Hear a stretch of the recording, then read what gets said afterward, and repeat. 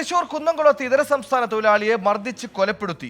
ഒഡീഷ സ്വദേശി പത്മനാഭ ഗൌഡയാണ് മരിച്ചത്. കൂടെ താമസിച്ചിരുന്ന ഭക്താറാം ഗൌഡയെ കുന്നംകുളം പോലീസ് അറസ്റ്റ് ചെയ്തു.